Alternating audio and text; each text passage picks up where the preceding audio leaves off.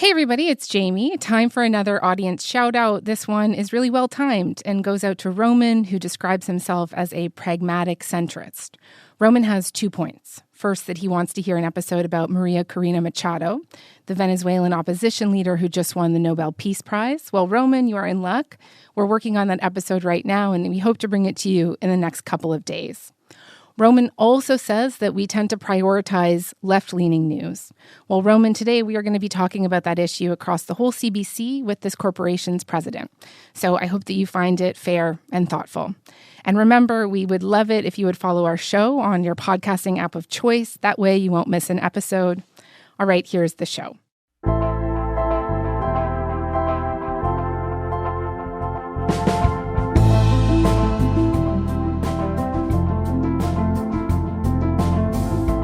Today, I am with the president of CBC Radio Canada, Marie-Philippe Bouchard. She's been on the job for a little under a year now, and since then we've had a federal election that, for now, has spared the public broadcaster from defunding threats, but certainly not from a broad sentiment that the CBC needs change and evolution. Ms. Bouchard has had some time to look under the hood now, and this week she unveiled her own 5-year vision. We're going to discuss the relationship that Canadians have with the CBC, and then concretely, what she thinks the CBC needs to be doing more of, and importantly, what the CBC should maybe not be doing at all. And I just want to say before we get rolling here, because it's important, I think, to be transparent, that while Ms. Bouchard is the head of the corporation that I work for, there is some separation here. I have free rein to ask whatever questions that we want during this conversation. So if you have issues with these questions, that is entirely on us here at Front Burner. All right, let's get into it. Ms. Bouchard, thank you so much for making the time. Thank you for having me here. So as I mentioned, you're almost a year now into your role as president of CBC Radio Canada, and I understand that you have been speaking with Canadians across the country during that time. And what have people been telling you about the CBC? What do they say about the CBC? Oh, many, many things, because CBC has been around, CBC and Radio Canada have been around for decades. And so there's a long experience with our services. There's a lot of expectations and some satisfaction and some things they would like us to do better. So in terms of concrete examples, what you have just quoted is one of the things that I've heard. People feeling that some points of view are not as represented as they would want them to be. And especially from I would say, type of experience or context that maybe we don't cover as much. I was in the West on a number of occasions and heard from Canadians from the agricultural sector, the oil sector, saying they would like to hear more about what matters to them, what's happening in their environment. And conversely, I was in the North just recently. I had the incredible opportunity to visit Iqaluit and Yellowknife, where our services are so fundamental for all sorts of reasons, but we're often the only link between remote communities and what's going on in the world and what's going on in their world. And that's the tough area to cover because it's so vast. And there's a relationship with the services of CBC that are really vital, but at the same time, there's so many needs in terms of language preservations, for instance, for the Inuit and for other Indigenous languages that we broadcast in. Mm-hmm. So there's a lot that people would want us to be more invested in. Mm-hmm. And I think we have to be in a really active listening mode. I think that's the best way for us to evolve and adjust and create value for Canadians. Well, I just want to pick up then on that point you just made. One prominent criticism of this corporation, whether earned or not, is that the CBC has this left or liberal-leaning bias. You hear this often in the opinion pages of the National Post or from conservatives in this country. We heard it from a listener off the top of the show. Recently, former host of the show Canada Tonight, Travis Danraj, left the CBC in quite a dramatic fashion. His lawyer has said that he was discouraged from bringing conservative voices on his show. I know that the CBC denies this. Travis recently had Pierre Poilievre on his podcast, and where Poilievre said that the CBC has a, quote, ideological objective that they carry out every day. Do you think that the CBC is carrying out an ideological objective? And if so, what is that? I don't believe that there's an ideology being pushed by CBC. CBC and Radio-Canada are governed by very strict journalistic standards and practices. I'm very familiar with those practices. I've been in the organization in the past. I believe that what may be perceived as unequal or uneven or insufficient may be a function of the fact that certain subjects are not as covered as they could be or should be. That's often a question of geography.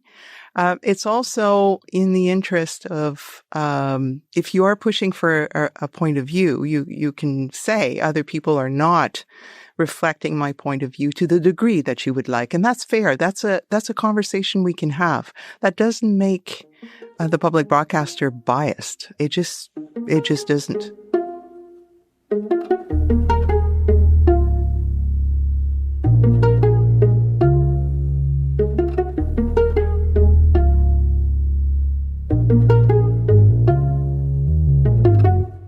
You, of course, have this new plan out. One of the reasons why we're talking, this new vision for the CBC.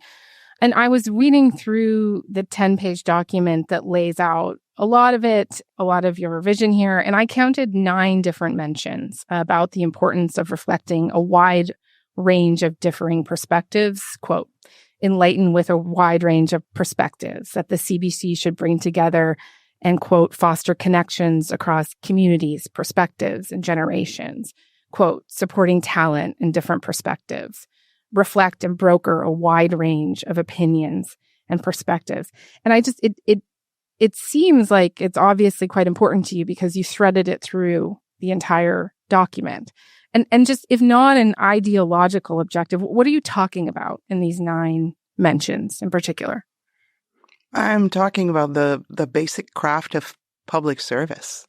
And we didn't invent it. It is working in other countries and environments. And it is about being inclusive. And the people you serve need to feel that they're being reflected in the content that you bring to them, not only to themselves, but to the other Canadians, so that you can broker some sort of understanding of what are the subject matters that are important to Canadians today. And this is a very vast land with many languages being spoken, 2 official languages, many Indigenous languages. There's a lot of divides potentially. And so having a means of communication that it belongs to the public and where everybody can feel that they are included is really important. It's not just a theory. It's something we need to practice. And to the extent that we don't succeed today in convincing everybody that that's what we're doing, this is what we need to work on. Mm-hmm. I just want to be clear and specific here. Just what perspectives do you think are missing? Well, we can certainly say that from our history and evolution, because we had stations in larger urban centers, we've tended to remain in those centers, even though we have reporters that go out elsewhere. They don't necessarily live in more remote communities or even not that remote communities, sometimes the suburbs. And I think one of the things that we're trying to do, and we've started doing this as early as January when we talked about the extension of local service, is to actually establish teams of reporters in areas where we are not present today. That has 2 objectives. The first one is to actually give the promise or deliver on the promise of local service to more Canadians.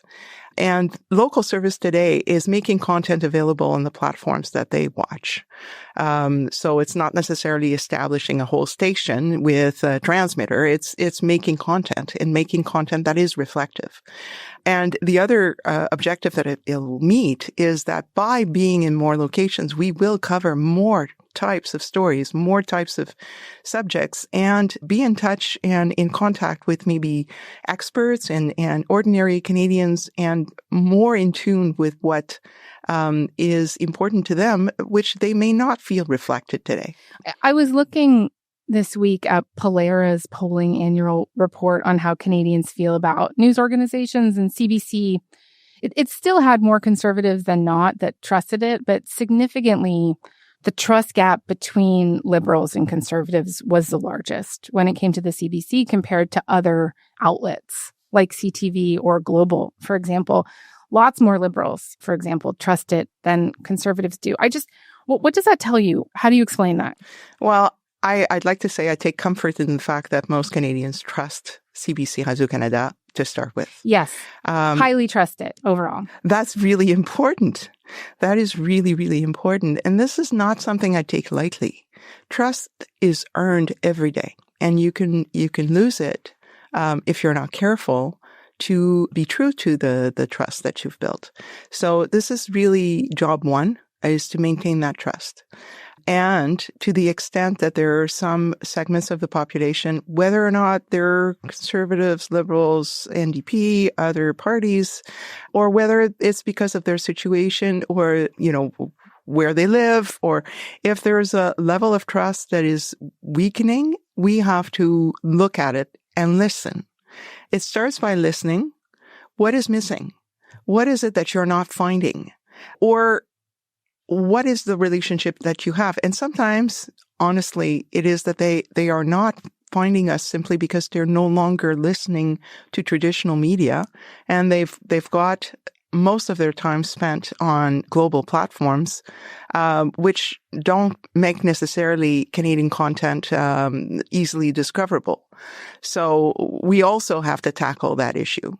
Right. I guess just to try and explain that trust gap between CBC and other Canadian news outlets like CTV and Global, when you were trying to think about the solution to that, are you thinking about things beyond putting people in more places, like maybe more opinion coverage on the network or something like that? What are you thinking about there? Well, I mean, there's all sorts of ways to make people feel reflected and included. It starts by being in the communities where they are. It also means including a more diverse set of points of view, if that's possible. And it's also about being constant about it, not just, for during an election period or during a specific period of time. It's just to have that reliable approach to a diversity of points of view. And we have the opportunity to do that in many platforms. And so recognizing that not all Canadians use all of our platforms, we want to have a meaningful connection with them on at least one or two platforms, be it traditional, radio, audio, TV, digital, written form. We have all of those options available, but they have to find what they need in terms of media consumption.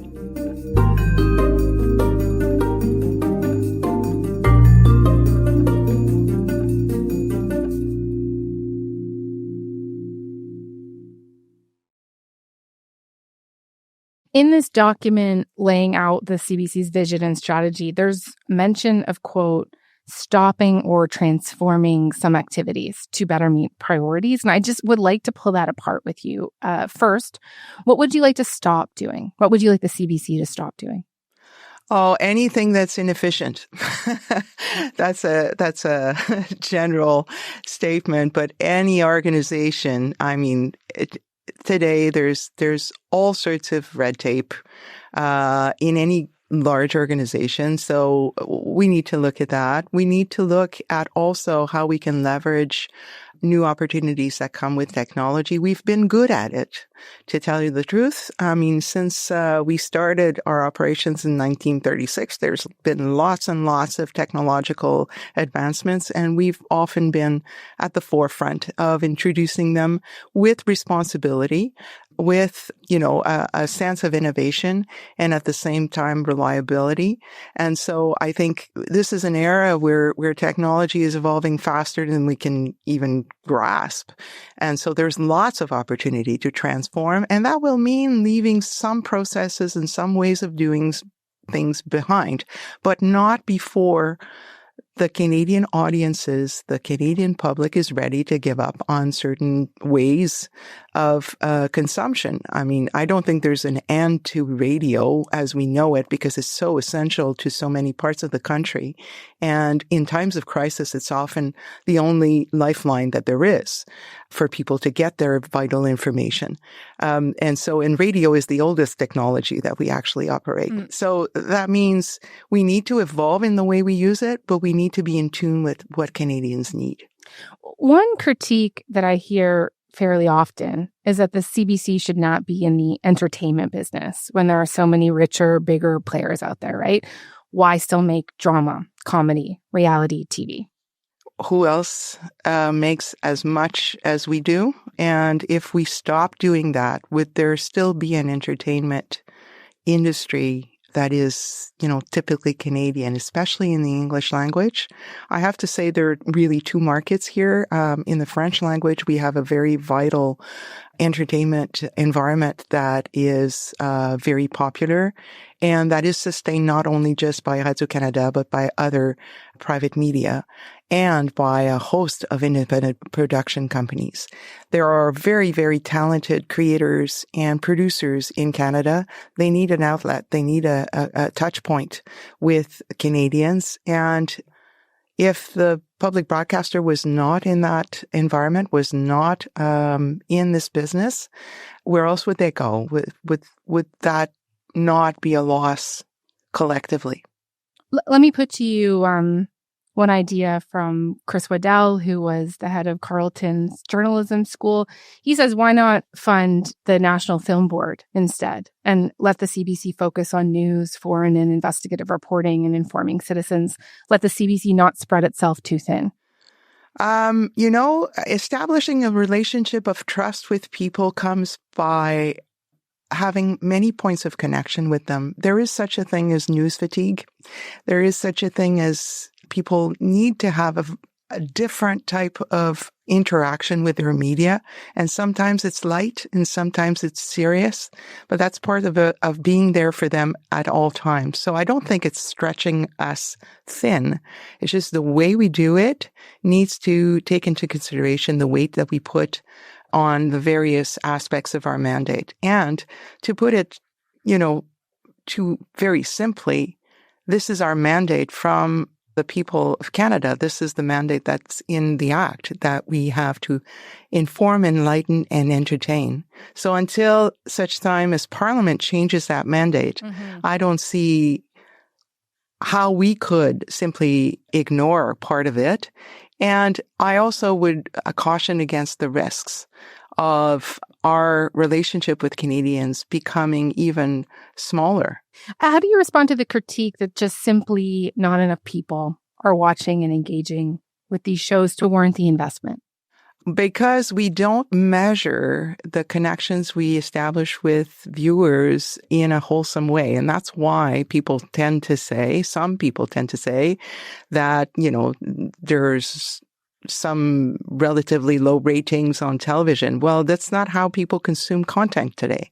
They consume content on demand, and they have access to that content in many, many forms on many platforms. Unfortunately, and I don't want to get into too technical aspects here, but the Canadian industry is very weak on measuring engagement with content. We tend to have measurements that are siloed, and it's difficult to access information about how successful a content has been over a period of time on many platforms. We do measure the time spent by Canadians on our content across platform, and that doesn't at all show that it's not popular.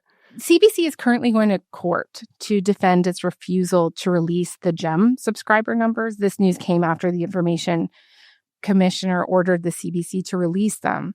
And given what you just said, why not release them?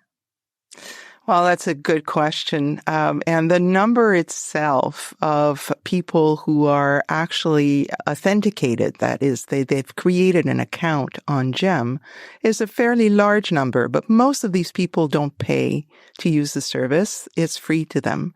And they are our registered users. That's not the number that was asked of us. The number that was asked of us was the people who actually pay for a subscription. Now, that information is recognized by the CRTC, which is the tribunal that's charged with regulating the whole communication industry, as being sensitive commercial information.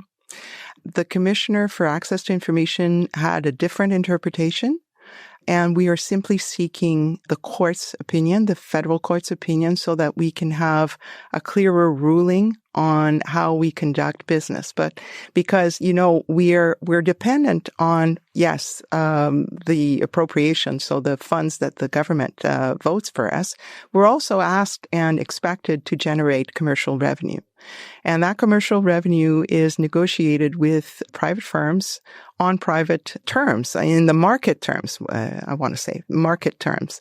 And so the conduct of the market is driven by those rules of what is confidential, what is not. It's really important, if you're doing this job, to be able to play according to the market rules. And so we just need an interpretation by the federal court on the scope of what are the criteria to apply to this type of information, which is sensitive, and it is part of negotiations for carriage, for a variety of other deals that are made by digital platforms with distributors in many contexts.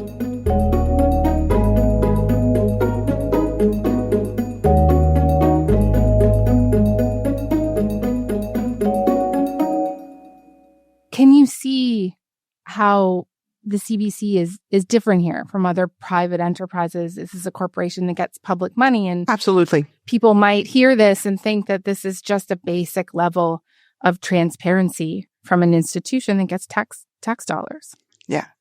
It's all about balance, right? And if we were only financed and we could deliver on all of our mission with only public funds, then that wouldn't be an issue. But we are a hybrid type business. We are partly funded by the public for many, many good reasons and many public remits. And we are also expected to generate commercial revenue in the market. And so we have to be able to conduct ourselves. Sometimes it also protects our counterparts that some information is maintained on a confidential basis. And so this interpretation by the commissioner is important and may have impacts that are more wide-ranging than the simple issue at play here. So that's why we think that it's important to have that debate. And then whatever comes out of that will obviously, comply. But it is a balance. It is a balance between those two realities. And it is set in the Act. The Access to Information Act does contain an exception for commercial relationships that public bodies have. And so it's not a specific issue to CBC Radio Canada. Had the Liberal government not pulled off an unprecedented political turnaround in the last election, the conversation that we would be having about the CBC right now could have been dramatically different, given that Pierre Poilievre campaigned on defunding the CBC and turning CBC headquarters into housing. Most minority governments, they last about 2 years, which, gives you about a year and a half before this could be front and center again. During the election campaign, Mark Carney said that he wanted to see the CBC's funding enshrined in law, something that would require an amendment to the Broadcasting Act and Parliament's approval. Are you optimistic that this government is actually going to move to do this anytime soon? Do you see any signs that they are moving to do this? I believe that was that was the intent signaled by the previous minister in the Green Paper, so Pascal Saint-Onge. That was clearly what the work that they had been doing was leading to. It found itself in the platform during the election. And I expect that if given time, this is the direction that they would want to take. Now, that will take a debate in Parliament. This is a minority government, so they'll have to have agreement at least beyond the leading party. And so I think it's a really important conversation, and I welcome it. The mandate and the financing model of the corporation has not been reviewed for ages. and it's lagged behind its peers. We're now at $33 per capita in Canada for a service in 2 official languages and 8 Indigenous languages, whereas in other countries it's double that for a single language country. So we're really doing the best we can with the resources that we're awarded, but there's a place for a conversation about what type of public broadcaster, what type of public service Canadians want. And the discussion around mandate and financing model is a proper conversation. So beyond the intent of the government, there's also a wider public discussion that needs to happen. I know after the election, the CBC was asked to cut up to 15% of its budget as part of a federal efficiency review. I believe it amounted to something like $98 million in the first year, rising to $198 million by year 3. The Journal de Montréal reports that CBC will propose what to cut and make a final decision in 2026, which is just a couple months away. What will you cut? Well, it's premature to talk about what would be the subject of budget cuts because, as you said, we put forward a number of impacts for the various targets of appropriation reduction. It's over 3 years, so that's the first thing that needs to be understood. It's over 3 years. It's not, right away in 2026. It's a gradual thing. At least the model. Now, the decisions have not been made and have not been communicated, at least to the various crown corporations that are subject to this review.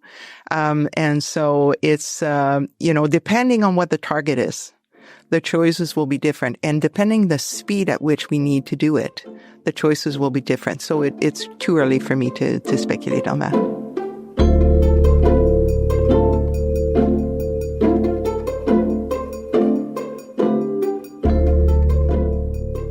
One final question for you. I know you have to go. Your predecessor, Catherine Tate, faced a lot of scrutiny when she testified in front of a government committee about her compensation and wouldn't say whether she would take a bonus or not. And I'm wondering if you think there is an accountability mechanism missing as president of the CBC.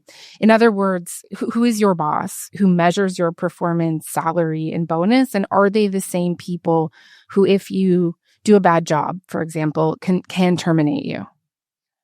That's a really good question. And it's a kind of a hybrid model for CBC. And there was, in fact, in the green paper from the previous minister, a proposal to change some of those aspects. So currently, I would say, if you ask me who's my boss, I would say the board of directors. And that's how I conduct myself. I consider the board of directors of the CBC to be my ultimate accountability level. I'm accountable to the public in general, but they are the ones who are more scrutinizing what I do and how I do it. How my pay scale is established is by the government, because the Broadcasting Act still creates the power of the government to name the CEO of CBC Radio-Canada. The proposal from the minister last spring was that the board be charged with hiring and evaluating the CEO. And I think that would be a good evolution. But right now, that's not the model. Right. It's a bit confusing, actually, when I was trying to understand it, because it works very differently from how most presidents or CEOs are governed, right? And I guess, have you gotten any clarity from the government on if they're going to implement that recommendation for more direct and streamlined accountability? Because I imagine that clarity would actually make it easier for you to do your job and be accountable for your performance. I think being accountable is a state of mind, and the processes that support that can help or they can hinder. I feel accountable. I've done all my career in public service, and that's what I think about when I wake up in the morning is how can I support the Canadians in a more efficient way or a better way. In terms of the intent of the government right now, I'm not sure. I've had discussions with the minister about the idea, but it's really their prerogative to put it in the act. So I'm not going to lobby for or against. It's an idea that exists in other jurisdictions, but to be honest, in Canada, most of the Crown corporations, the agencies, are under the same model where there's an independent board of directors, but the CEO is chosen or named by the government or by the minister, depending on the agency. So it's not uncommon in Canada, but for public service media, a more independent model with the CEO being accountable to the board and named by the board would, I think, be a progress. Okay. On that note, Marie-Philippe Bouchard, thank you very much for coming by. Thank you, Jamie. Really appreciate it. Thank you very much.